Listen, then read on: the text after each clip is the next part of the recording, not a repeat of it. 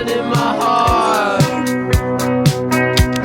and lightning in my brain. So listen up, you kids. You hear what I say? Don't listen to your brain. Follow your dreams. I said.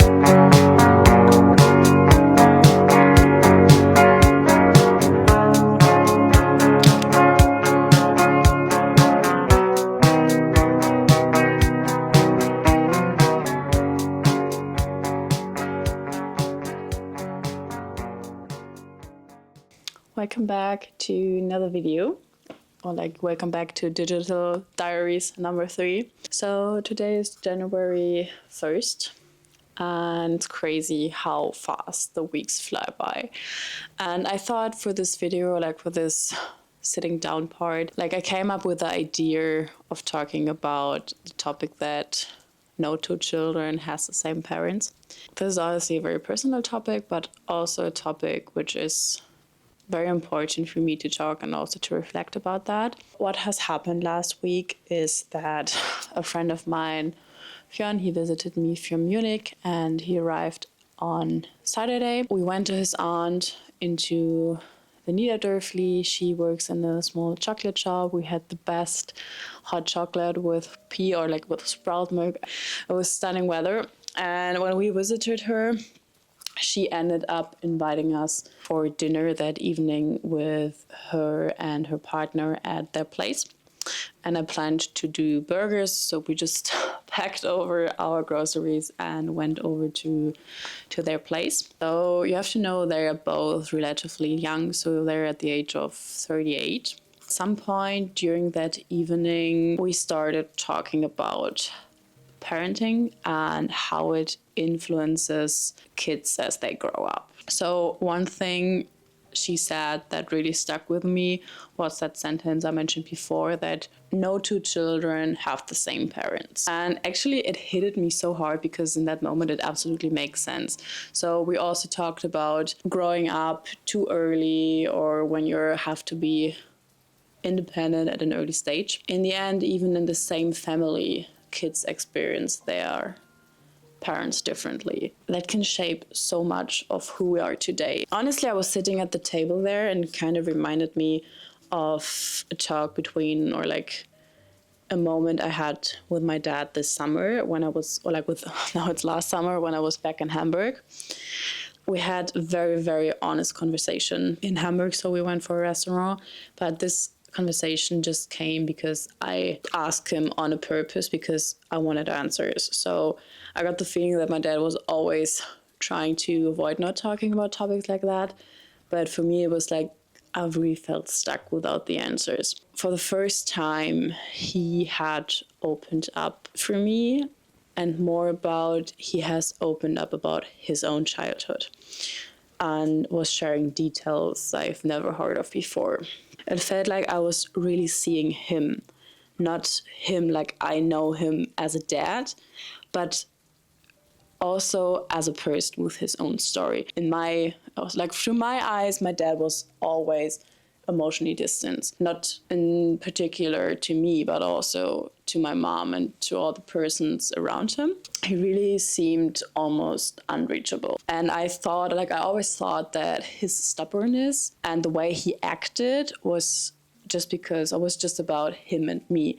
So I never thought about all external factors or about his own childhood and how it shaped him to be the person he is today. So hearing about the things that he went through as a kid, as a teenager, and as an becoming a parent made me realize that there's so many layers between all of the different views I had about my dad that I never considered. And I think one of the biggest shifts in perspective for me came when I thought about how his experience influenced the way he parented me and also my sister. So my sister is 2 years younger than me. And as a child, I had to become very independent early because my sister was more a person who needed more of attention than I did back then.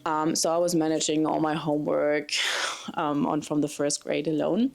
And no one really checked in with me. No one really actually checked about my honest feelings. For years, I never really understand why. I knew that, like, from today's perspective, I knew that I was wanting help, but I didn't know how to ask for help. No one teach me to ask a person for help. Now, as an adult, I've realized how much that shaped me. So still today, I'm struggling with asking about help, like even if it's at work, if it is with friendships, and in particular, like also, I don't know, it could be the smallest things, like moving my bed to another place.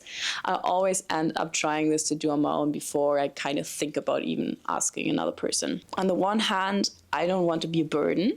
And on the other, honestly, I feel this overwhelming pride in trying to figure out things on my own. It has always been the same with math in school. I was really just trying to stick to that pattern of trial and error.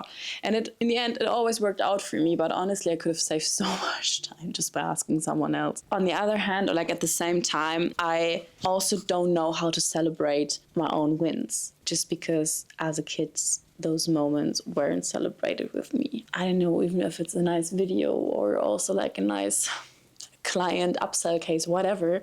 In my head, always this voice goes on, okay, nice one, next one. Trying to scale up things more, but I think it's so important just like really to take the rest and also to celebrate success and earnings. Because if you do not, you're not proud of it. While we were sitting at the table, these small moments, the things our parents do or don't do, have such a huge impact on us. What I've also learned is that our parents' actions aren't always about us. So what I mean with that is that often they're tied to unprocessed trauma from our parents, and understanding that has made it so much easier for me to let go of the anger I carried towards my dad over the last 20 years. I'm like, no, okay, 15 years, whatever.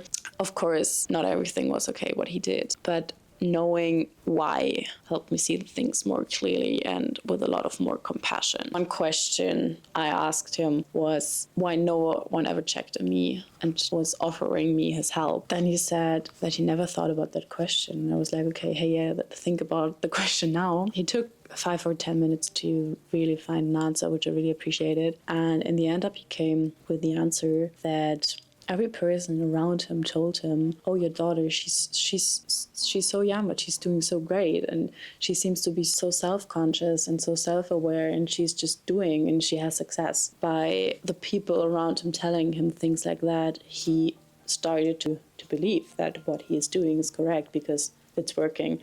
The child is alive, the child has success, the child seems to be kind of happy. She's integrated in school, she has friends, and she isn't a kid that falls out of the row. I answered him that I also never thought about this perspective. I gave him the advice that just because the person around you is telling you that it seems to be cool or correct, that doesn't have to be like that. If it's a totally different feeling, if someone comes to you and asks you how you're feeling and how you are and how you need help, because then in the end it is my opinion, and then in the end it's my decision to say, hey, no, I need help, or no, I'm fine. But never getting the opportunity to be offered with help that hit it hard, honestly. Yeah. So reminding me back when we're sitting at the table to the situation with the moment to my dad last summer really explained why the words she said that no two children has the same parents makes so much sense to me, because parents aren't static, so they grow and change over time as well, like as I do, as you do, as your parents do, as your sister do.